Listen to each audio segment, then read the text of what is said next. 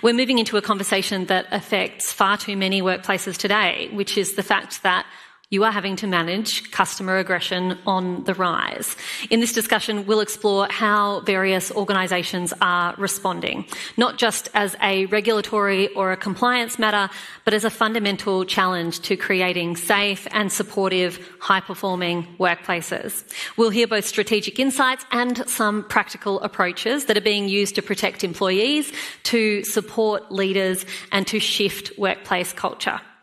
Moderating this next panel is Julia Bageski, who is Head of Customer Success at Sonder, leading partnerships with some of Australia's largest employers, including Woolworths Group and McDonald's ANZ.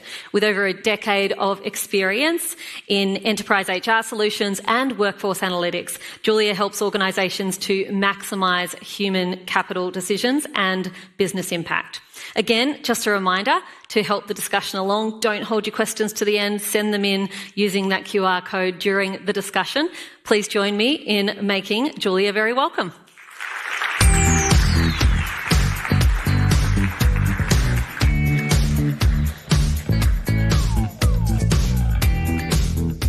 Hi everyone, good afternoon. Thank you, Jamila. Welcome back from lunch and welcome to this really important conversation. Across Australia, we are seeing a rise in aggression towards our workers. As we heard from Craig earlier, we saw some of that data.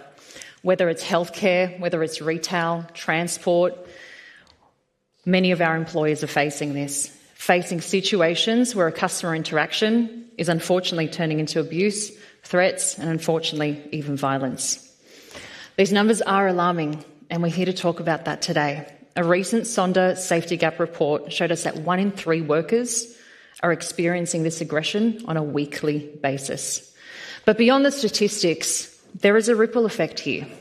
How that individual relates to their workplace as a whole. As we heard from Chloe's story, the decision to stay in the job or not, how they show up at home, and the big one, their inner world. Customer aggression is not part of the job, and as organisations, leaders and colleagues, we have a responsibility to address this risk through prevention, support and frameworks that support and protect our people and each other.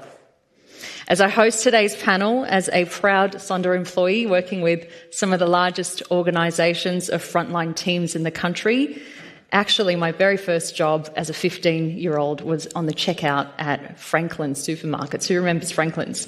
So I'm delighted today to be able to be up here and bring together our experts in our community to offer their perspectives on how we create a safer environment for our frontline and beyond.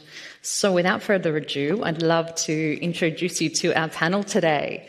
We heard a little bit about Jodi from our movie that we were so lucky to preview just before. Jodi is the Chief People Officer at Hoyts Group, where she currently leads people, performance and culture.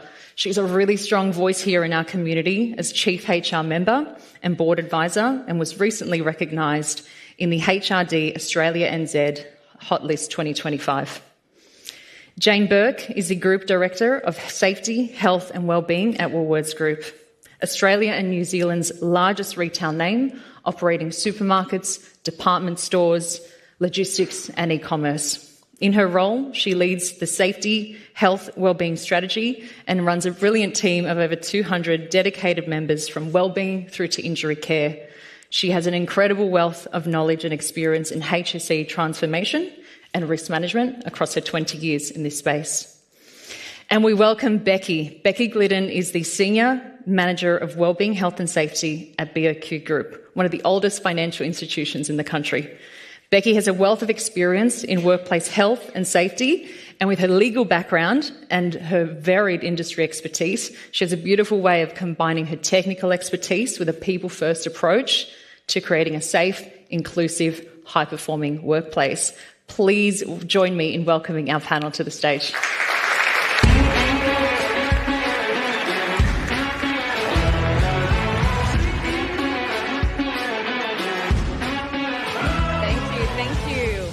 All right, now before I do forget, I do want to remind our audience, today is about connecting, learning, sharing, so please Feel free to get involved with the QR code, pop your questions through. That is what it's all about today, so please don't be shy. And I've got this laptop here right next to me. So without further ado, we have such an amazing panel here today representing different workforces, different formats, different demographics. I think where I'd like to start is I'd love us to set the scene for the audience and help us understand how customer aggression or antisocial behaviour might be showing up for you at the moment. I'm going to start with you, Jodi. Yeah, sure. So I guess from our perspective, we, coming out of COVID was when we really saw quite a shift in terms of behaviour, and whether that be because people were kind of sick of being told where they can go and who they can see. That was really the point in time when we saw it kind of bubble to the surface, and it really did coincide with we also were kind of re-establishing our workforce coming out of COVID. So it was something where it was almost this point where we needed to, obviously look at Sonder as an option in terms of how we go and move forward in terms of that really practical support for our team members. We've certainly seen that customer aggression increase over the last few years. Predominantly for us, it is guests acting aggressively toward other guests rather than directed toward our crew. And we kind of initially, I guess, saw it as, teenagers that were just running through and stealing bags of lollies or whatever it may be. But we've actually seen that really change in terms of direct aggression toward other team members. So, yeah, it's certainly something that is a concern for us. Jodi, thank you. And I think I wanted to also touch on cinema's been around for a long time, 100 years, as we all saw in the movie, I'm going to call it. And so I was interested for you to share with the audience what was that kind of tipping point for you to rethink the way that care needs to be thought about in the business. Yeah, touch on that for us. And I think, I mentioned that obviously our cinemas were closed for a period of time on and off throughout COVID. We unfortunately lost a lot of team members during that time, and we needed to rebuild our workforce. So it was kind of this colliding of needing to train team members very quickly in terms of the operation. We were accelerating the progression and promotion of young team members into management roles really quickly, and that coincided with that rising customer aggression at the same time. So we had young managers, inexperienced, didn't know the operation as well, or were kind of learning simultaneously. And we really needed to find a solution that was pragmatic, easily accessible when they needed it, and that is generally outside of normal office hours. Yeah. So that was really the tipping point for us, that we knew we needed something that was far more accessible and pragmatic. Thank you, Jodi. Thank you. Jane, I want to throw it over to you. What are you seeing right now? How are things showing up for you? Yeah, I'd look, similar thematics, and I think it's not an abstract theme that, we've got supermarkets, we've got Big W, a retail store, we've got drivers that deliver, hopefully, your deliveries to your home. And, what we're seeing is, you've got those low-level events, and that might be the customer that's just not having the best day, and our team having to face those type of conversations, through to, the really aggravated, violent interactions that our team are faced with. And again, it's not a monthly or yearly, it's a daily event across our network. And, if you think about us, we are the largest employer across Australia and New Zealand, and we've got presence across all communities, and we are seeing it across all our communities as well. Yeah, it's tough. Becki, thank you for being on this panel. And for you also offer us insight into maybe the back of house operation and the staff that aren't on that front line. So would love for you to share with us, how is this behaviour showing up at BOQ? Yeah, so again, really similar themes to what Jodi and Jane have spoken about, but again, where we are also having people in our branches experiencing this daily, we also have large call centre teams who are, again, kind of experiencing this repeat behaviour. So one of our trends is that although we might have seen, say, physical harm decrease, we can look at that as a positive, but unfortunately what we're seeing is that verbal abuse or verbal threats has skyrocketed, for a better word. And I think it's a really tough time to be on the front line.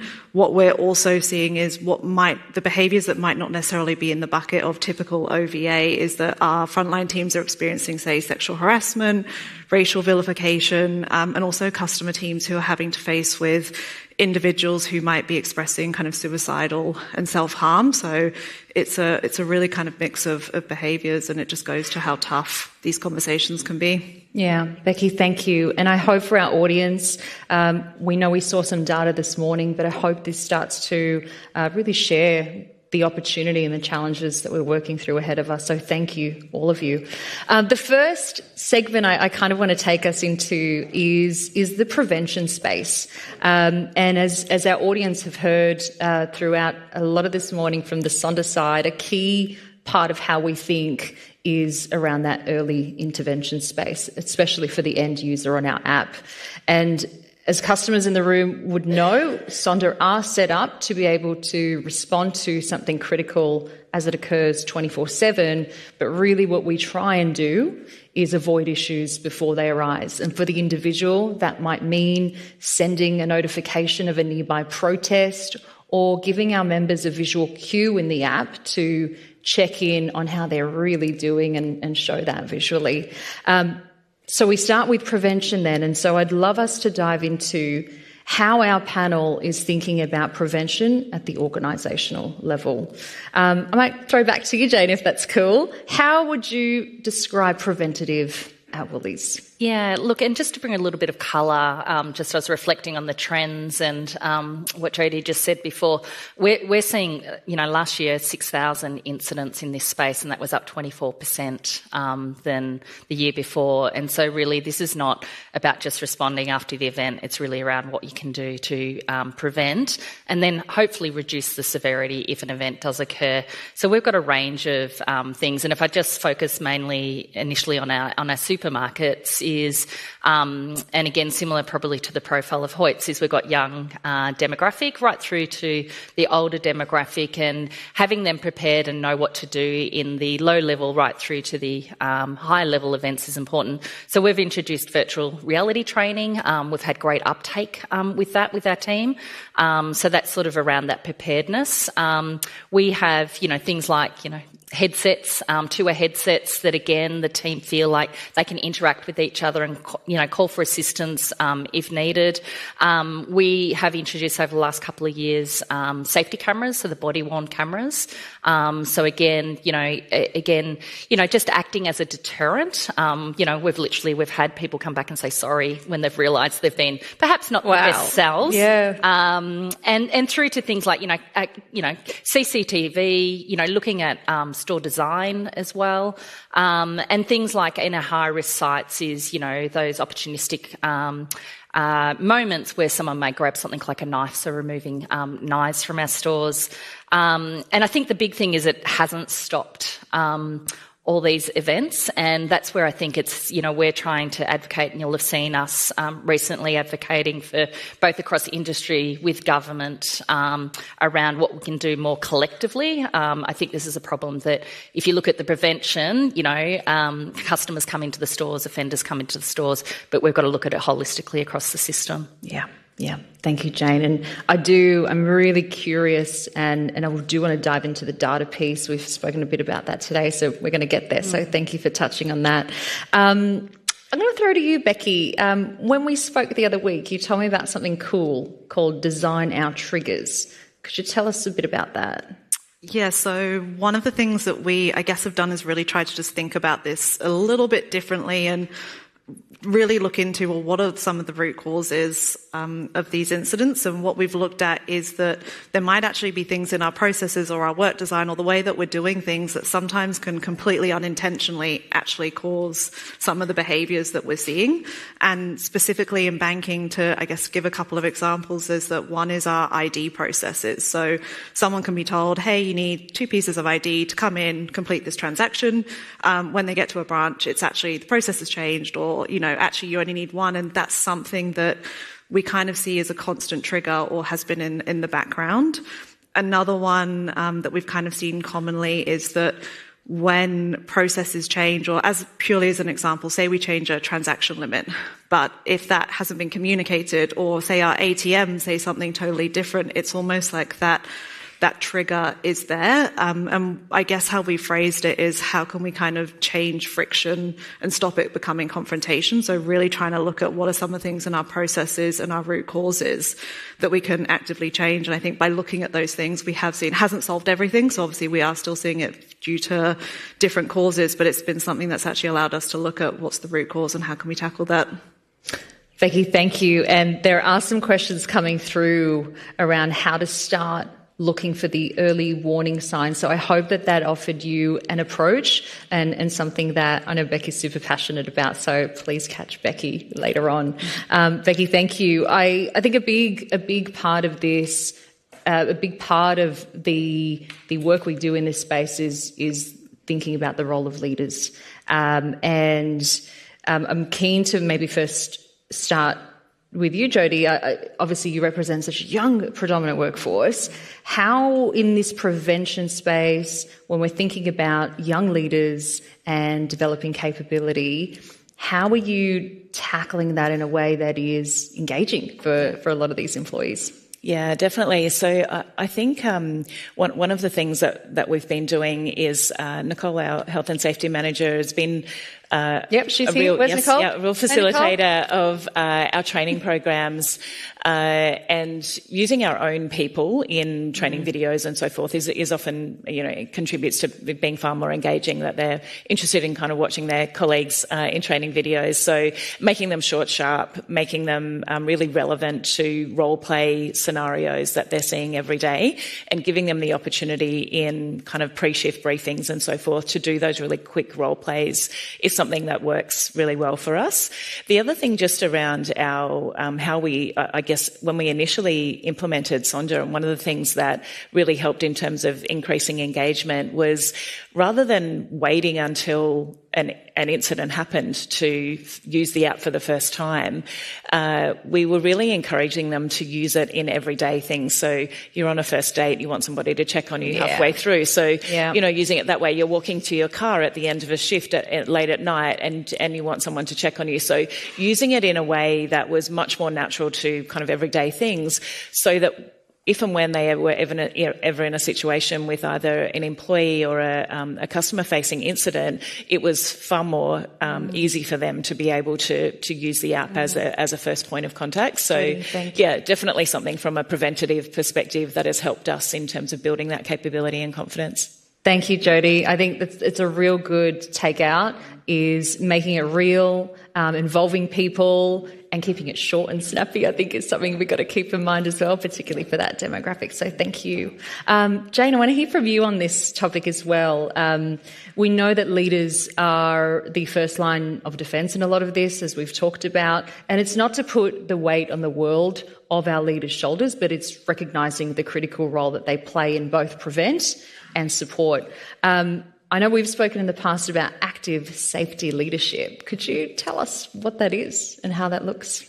Yeah, happy to. And I think as you reflect on that leader is the first line of defence, and they're the number one protective factor for teams. And again, it's very easy to say to leaders, like, just focus on safety. And they go, yeah, I want to, but what do I do? And so introducing the concept of, what does active safety leadership look like? I know what to do. I know what to say. Say do. So I know what to do, I know what to say, and I do it. And how do you do that visibly with your team? So focusing on the prevention side of them feeling really comfortable that they're integrating it into every day. So, the likes of our supermarkets that do huddles every morning for shift, how are you talking about safety in your huddles and bringing it to life with the team, so it's a two-way conversation, through to, how you're going out and looking at, equipment and whether it's safe, and then doing the coaching moments with your team as well. So it's what integrated. Is a coaching moment? What's a coaching moment? that's a word from Jane. Ooh, I like it. But, you know, those moments, we all have those natural moments where we're talking to a team member and, it, you know, rather than stepping away and going, we're going to train you in this, which is really important, is how do you integrate it into everyday activities? So Cool. safety, you know, for the best prevention, it is just a part of the natural workflow that you're doing. So again, it's being able to give leaders, you know, both the knowledge but also the confidence in doing it in really simple ways in their everyday. And that's what we're really focused on with that sort of active safety leadership. Thank you. Thank you. I think that's really cool to learn about that and think about that as we move forward. Thank you, Jane. I want to touch on data. And we because we know that effective to planning and responding is understanding the context that we're dealing with here. And we need to empower ourselves, as we heard this morning. We heard from Mark and the psychosocial panel around equipping ourselves and identifying and responding. Question for either of the panel: how would you describe the role of data in the prevent space? How do we kind of get better at that? Incredibly important. I think it's it really kind of drives the strategy around it. So when you're taking, I think there was an earlier question on, well, where do you start? And that's where you can start somewhere, look at data and start somewhere. And I actually recently heard an idea of this that I think summarizes it really well, which is the 80-20 model. So recognizing that 20% of, say, your locations or the workforce may cause 80% of the challenges or concerns. Start there and target everything there. So your data will be telling you where's your 20%.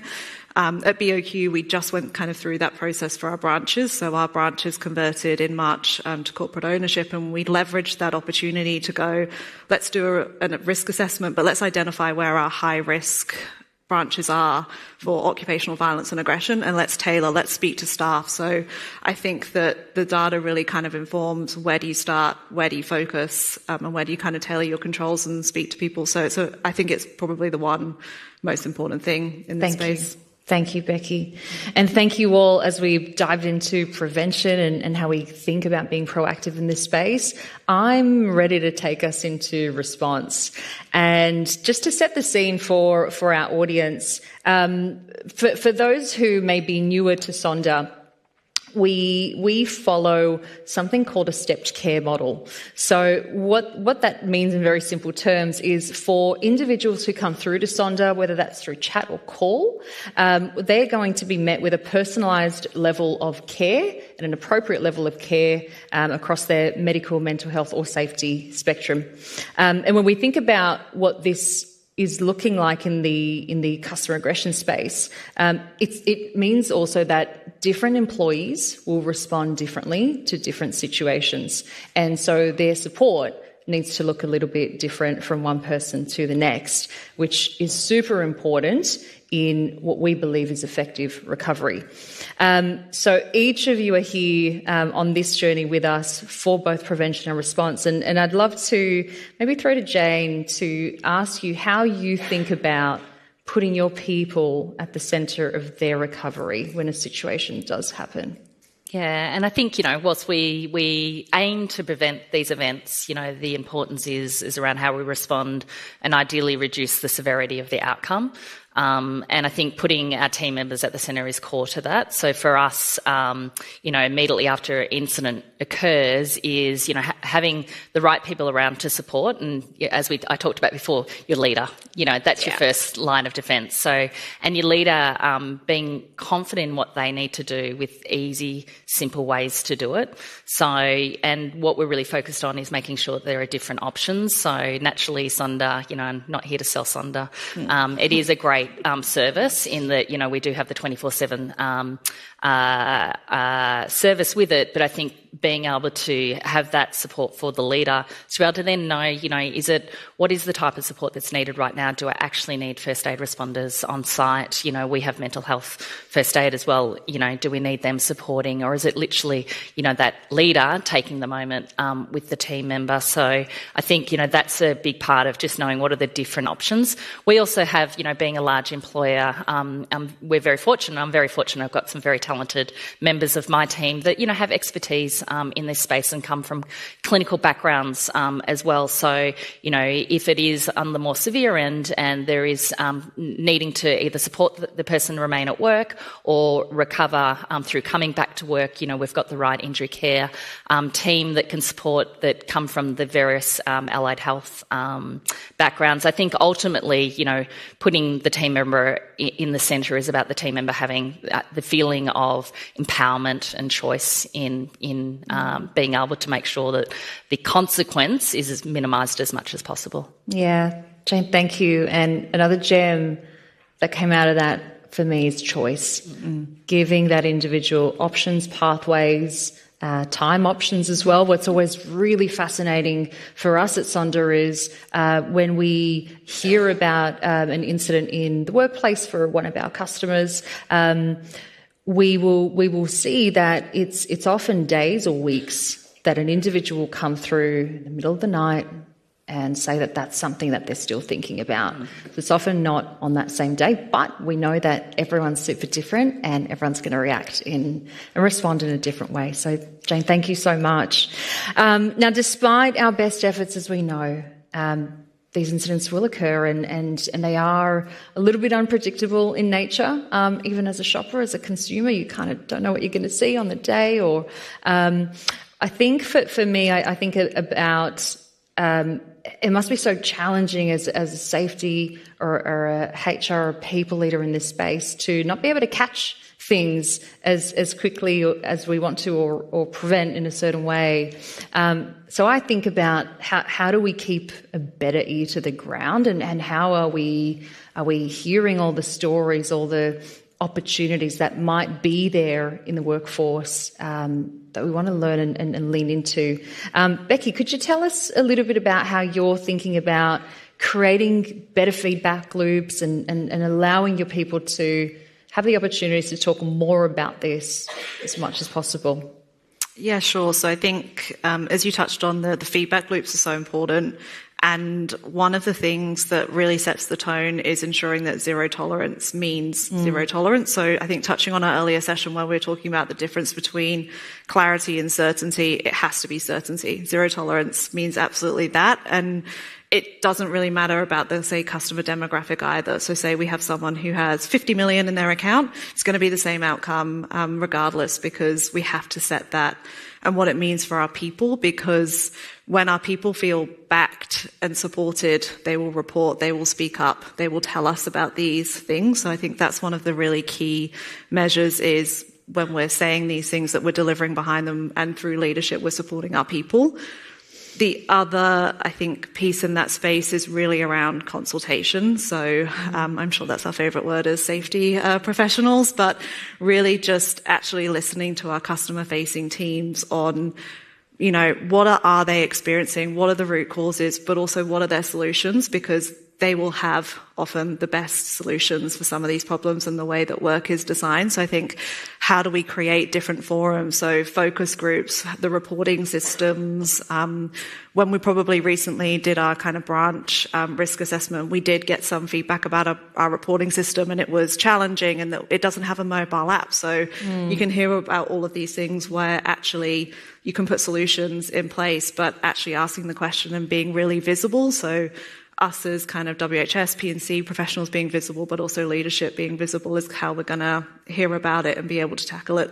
Becki, thank you. And I think it's another real gem that I just want to put a circle around, and that is the zero tolerance piece. And I think even for me as an employee throughout my life, when I see that the leader has taken the action, had the conversation, changed the policy, done something about it, I think it sends a really beautiful message to the other employees who may not have been the one to be impacted by it, but they're there, they're watching. I think that's got to send a really good message out to everyone else. So thank you so much. We're getting some really, really good messages, questions coming through, and messages coming through. So thank you all. Keep them coming.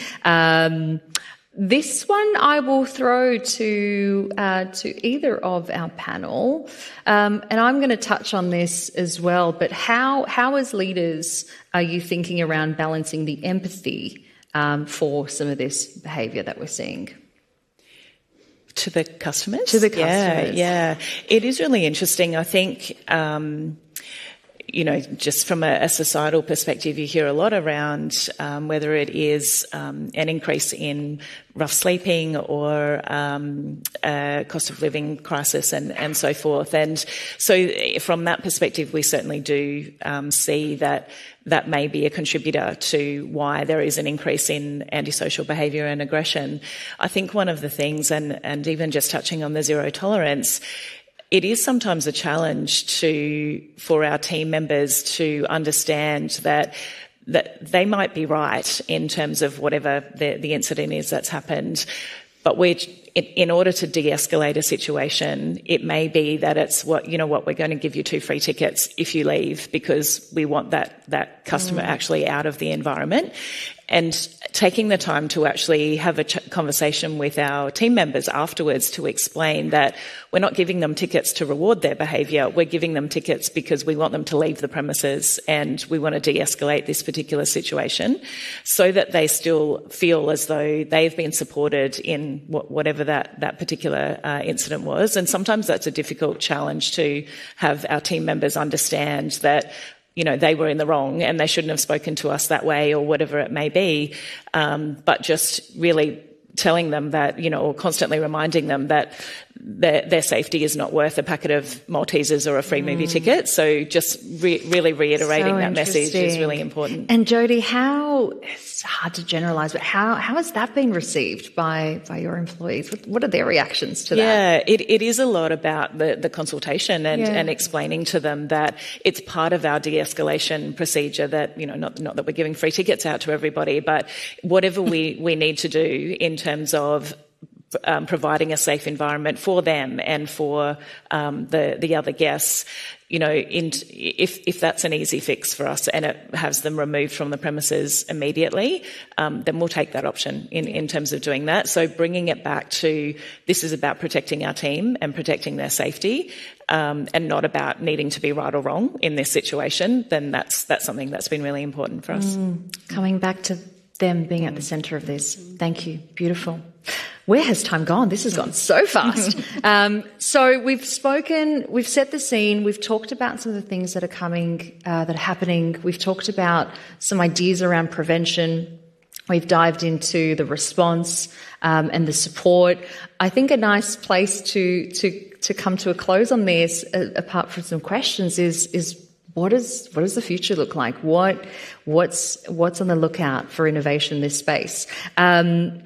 What do you think might be emerging? Maybe it's innovation you've seen personally. Maybe it's something that you've seen from an international peer.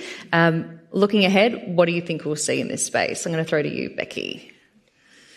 I think the first thing, particularly where we've got a large phone-based team, is really around the use of AI and what it can do for, say, the AI chatbots that are coming out, where you're kind of eliminating obviously the person speaking, but making sure that those are set up correctly so that it's not also fueling it. So, for example, someone's into a chatbot and they might speak to a person after, but that process has been frustrating. We're actually just stuck in a cycle, so we're going to experience the same behaviours. But I probably think over the next 6 to 12 months, it will really develop in terms of AI being used to screen phone calls, calling out keywords, looking for information and being able to intervene earlier. So I think that's something that over the next 6 to 12 months that we'll probably be exploring, but also I think it will be developing across industries too. Thank you. And that's actually a question that's come through around how the changing nature of aggression in an online environment. So I think, Becki, thank you for touching on that. Appreciate that. Jane, what do you think we're going to see? Look, I think we can term innovation in many different ways. One of the things that we're advocating at the moment, which hopefully you've read, is the use of workplace protection orders. So for those that may not be knowledgeable in this space, ACT is the only state at this point in time that has workplace protection orders. And what does that mean? That means as an employer we can take out an order to bar someone from coming into the store. In the other states, either us as employer will do a banning notice, doesn't really mean much, or a team member has to go to the police individually and take out an AVO. And if you can imagine like the 15-year-old having to do that, or whether the 65-year-old needs to do that, that's pretty challenging. So I think, could you call it innovation? I think in this landscape it is. Like, we really need to go from the detection, the prevention and the response, and one of these things is deterrence. So I think that workplace protection order, we're with many of our industry counterparts and government really talking about the use of that. Jane, thank you. Thank you. Have we got any ACT representation here? I know we have one. We have one ACT. Kylie, looking at you. Thank you for sharing. Be interesting to really watch that space. Thank you. Jodi, what about you? What do you think we'll see? Yeah, so similarly, we are doing a body cam trial at the moment, seeing some really good early success indicators as a real deterrent and de-escalation of incidents. Also exploring VR training as an option for team members. I think, given the youth of our demographic, it is something where they just don't have the life experience sometimes. So VR is a really good way to be able to kind of try things out. We're also talking to some of our US and UK counterparts who, of course, are seeing similar patterns of behaviour around things like smart gates, or just thinking about the layout of our cinema lobby areas to both reduce theft as well as deter any kind of antisocial behaviour. So lots of things happening from an environment perspective. And I think also just that whole of community response that we need to think about. I think, the police unfortunately don't have the resources to be able to respond to every incident that we feel is serious enough or a serious enough threat. And the banning notices unfortunately don't work very well. So it is something where I feel as though if we can get an all of community response would be great. Jodi, thank you. And it takes us into such a nice segue to come to a close and just start to acknowledge the broader, holistic challenge that this is, and opportunity for a lot of us. And I know for you, Jodi, we've spoken a lot in the past around community involvement, involving parents who are helping probably your employees make decisions around, do we work at Hoyts, do we not, do we stay, do we go? So thank you for the work that you're doing in that space, and thank you, Jane, for sharing, and thank you, Becki. Wow, it's gone super fast. As we get to a close for such an important conversation, I just want to recognise the great work that each of you are doing in this space, and that I'm sure all of our customers are doing in this space. It is multifaceted. There are many parts of this. There's the before and the after. There's the people. There's the training. There's the tech. There's the data. It's a big thing. And I think that we are all here today to rethink safety and wellbeing. It's a big part of Sonder Summit.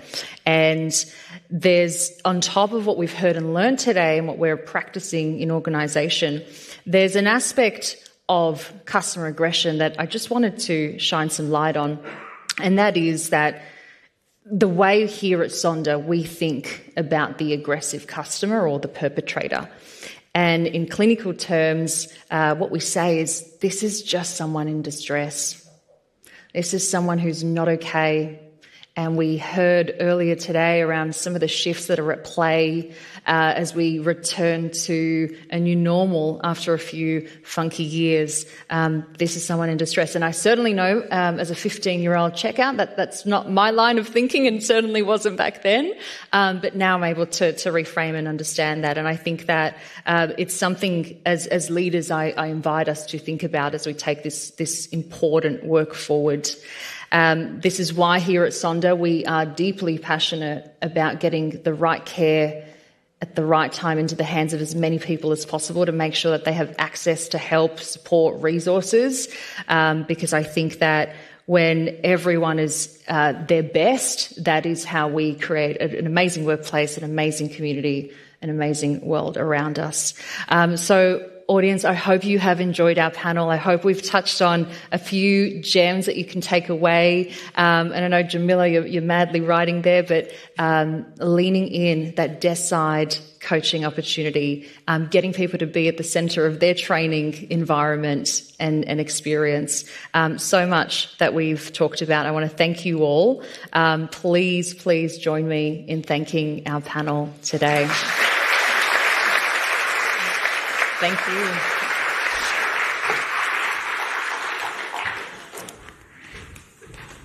Thank you so much. Thank you to Julia, and thank you to, I've got to remember to be over here. Let's pretend that didn't happen. The light was telling me, but I missed it. Thank you so much to Julia and our panel for such a candid and thought-provoking discussion. Again, took a whole lot of notes through that one. I think a couple of the key takeaways there. Jane spoke about building safety leadership and training into everyday activities, not making it a special over here thing that happens once a year or whenever, that it's something we think about in our everyday. Becki talked about where we know that community circumstances and the community mood is one that is potentially going to pose a risk, to look to identify and minimise friction points within our customer service environments. And then finally, Jodi spoke about the importance of actually making sure employees understand the purpose of de-escalation processes, not just what the process itself is.